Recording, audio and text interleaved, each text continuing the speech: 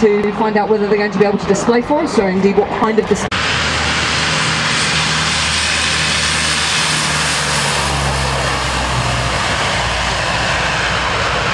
And for a large aircraft, ladies and gentlemen, that's not very much runway that it uses to get airborne there. When they go down. Excellent. Nice to see a few tilt pilots there coming the whistle.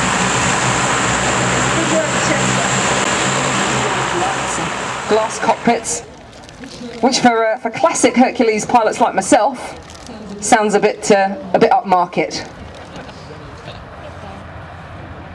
Lights on, gear still down then, coming in from your left. He's done his climbing turn to the right, bringing it around, and now he's going to show us the aft cargo ramp and door. So hopefully we'll see some people on the ramp there. Yeah, there's a hand waving, nice white gloves for us. Now Kiwi Blue aren't actually on board, seeing as they cancelled their flight. Sometimes they will stay on board for the display, but they decided it was probably going to be a bit too bumpy. Looking up high and to the left, ladies and gents, you'll see the 5 aircraft of the Red Checkers. Now I've got Warrant Officer Pete Barker up here with me, who's the Red Checkers commentator. And I'm just going to put him on to do a quick spiel about them. Thanks a lot, Kate. A couple of seconds from now, we're just going to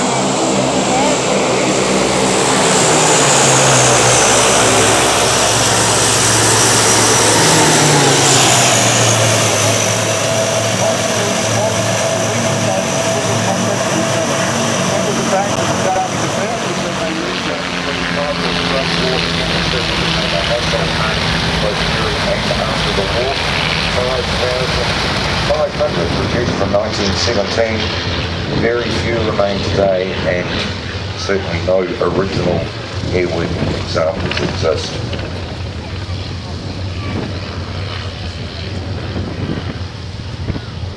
Camel was credited with destroying 1,294 enemy aircraft. It was called the Camel due to that humped fairing over its twin machine guns. To counteract the torque of that rotary engine. Failed to do that, and what happened now was the aircraft crashing on its starboard wingtip.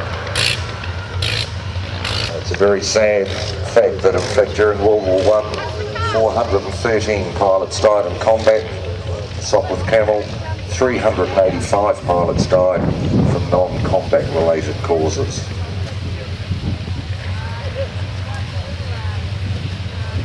But this aircraft here that we see flying today is a very authentically built full-scale reproduction with a number of original parts, including the 160 horsepower known rotary engine.